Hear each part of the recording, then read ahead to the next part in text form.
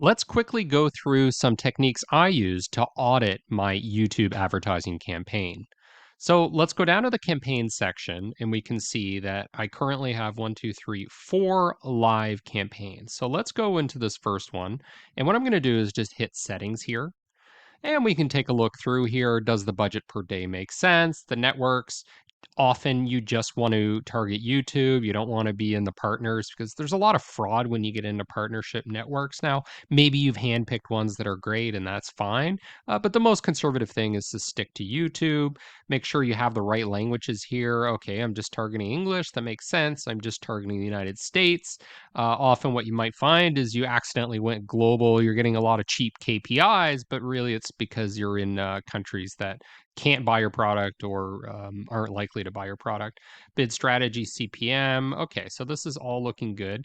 Now, make sure you go to these hidden sections because sometimes that's where the most valuable changes that need to happen are. And we can see that earlier I had set this to all devices, but that's actually not what I wanted. So as a result of doing this audit, I removed tablets, I moved TV screens, and I went with computers and mobile phones. I would say that the most conservative approach you could take is just go with computers, but there's kind of a trade-off there of quality versus quantity. If my impression numbers are too low, I'm going to need to expand that. So that's one of the reasons I have mobile phones also included here. I have all these operating systems, so all that looks fine. Frequency capping, if you see your frequency getting too high, you probably want to add in frequency cap, but that's not really a concern for me right now. So all of that is looking good. Now, some of the other most valuable stuff you need to audit is not really that obvious. So, the campaign settings easy. So, but really, it's the targeting is one of the most important things. So let's go down to audiences here. And the key part here is you need to click again, edit audience. Can see that the edit audience is not actually giving us what we need. So what we're going to do is we're going to go down into the specific ad group that we're looking at. So I'm going to go deeper into this campaign, and then we're going to select this ad group. And now we're going to go down to the audiences section, and then we can edit audience segments.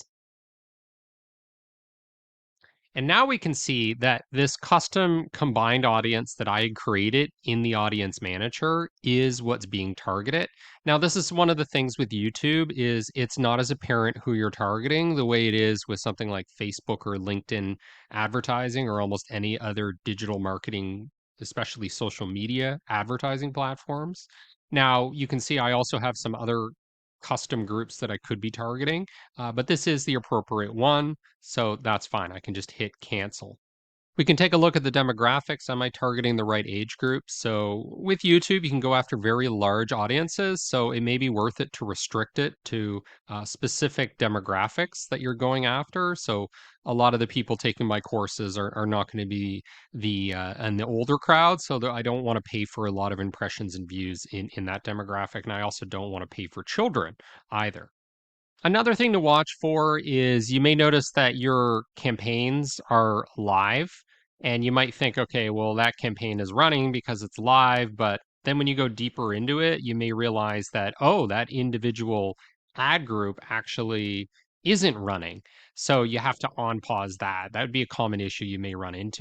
You also may forget about certain campaigns or realize that ones that should be running aren't. So that's why the filtering is important. So make sure you're looking at either all enabled or enabled and pause, which is the option I have selected now. You can also look at the settings for the individual ad group. So let's click this ad group right now and go to ad group settings here at the top. And we can see, am I bidding appropriately? Is the CPM bid too high, too low? Are these the types of ads that I want to be running for the bumper ads, skippable in-stream ads, for example? You can also look at the individual ads within the ad groups and see how are they performing. So is the cost per view too high? Is the cost per click low? How's the click-through rate? Are we getting any views? So, for example, for me, I started noticing suddenly I had videos that weren't being advertised. I was only spending 1 cent, 3 cent per day, and then I realized, oh, I had accidentally paused one of the ad groups, and you may not even notice that until you start looking at the individual ads.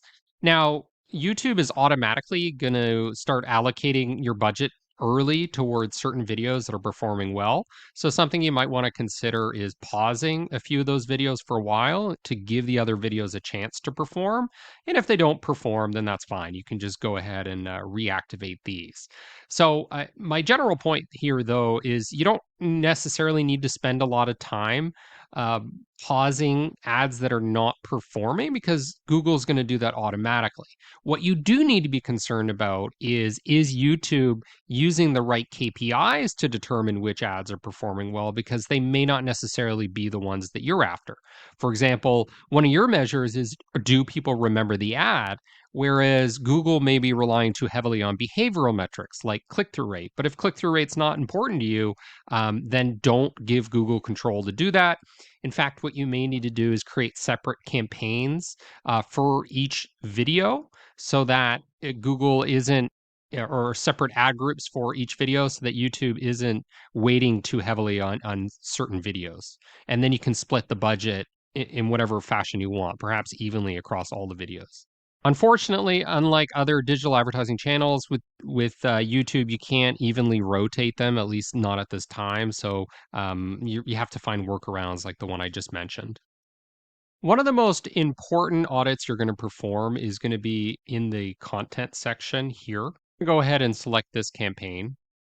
And then I selected content, which is under audiences, keywords, and content. And then I went over to placements. And here is generally where you're going to see a lot of problems. You're going to start seeing your ads showing up on kids' channels, on foreign language channels, on channels that have nothing to do with anything and are probably just designed for bots and children. So often what I do is I just manually put in like 300 channels that have been handpicked by some people that work for me, and you can see like some famous thought leaders in business, the kinds of channels that are going to attract real human beings and people that are adults and understand things like marketing, which are the people that I'm targeting. So you're going to spend a lot of time in this section. You can also take a look at locations, so make sure that you're targeting only the right countries, the countries that speak the language that you want. Don't trust YouTube. Don't trust it to say, oh, because I'm only targeting English or I'm only targeting adults, that you're only going to show your ads to people that are in this specific country you're targeting, who speak this specific language and are adults. No, Google is going to find ways, either intentionally or not, to serve your ads to people that do not fit your target buyer. Another key thing is don't put too much weight on these notifications or recommendations from YouTube. They're basically just going to say increase your budget, increase your budget. It doesn't make any sense in a lot of cases. Like I mean, I had a campaign ad group that was only spending 1 cent per day, even though the budget was $8 or something, and they're just like, oh, the problem is you need to increase your budget. And I'm like, no, that doesn't make any sense. And I'm not even spending a fraction of the amount that I've allocated. So they're just trying to get more money out of you. Don't trust them. You can take a look at your landing pages here. Make sure you're sending people to like product specific pages or your affiliate link or your referral link, whatever. So one of the key things I recommended was auditing the placements. I spend a lot of time looking at that. The other thing I spend a lot of time with is under tools, the audience manager, and just see what audiences you already have, see what custom segments are here, what combined segments, so combinations of different audiences that you created, and just make sure that you're using the ones that are the best because they may be suboptimal what you're currently using. So I like to go in the audience manager and just sort of browse around, see what's there already. But as with the recommendations, don't trust YouTube too much. Don't think that these groups are perfect or they're exactly what you're going to targeting, what you plan to target. I think they're using pretty broad criteria here and much broader than you would with something like Google search. So take it with a grain of salt. Don't think of it as precision targeting. Think of it as, okay, this is generally getting at the right people that I need. And if you're in a hyper niche, then you might want to reconsider using YouTube ads. You might have to go straight to something like cold email where you can individually target executives at Fortune 50 companies, for example. This is not going to be, this is too crude for targeting groups that are that small.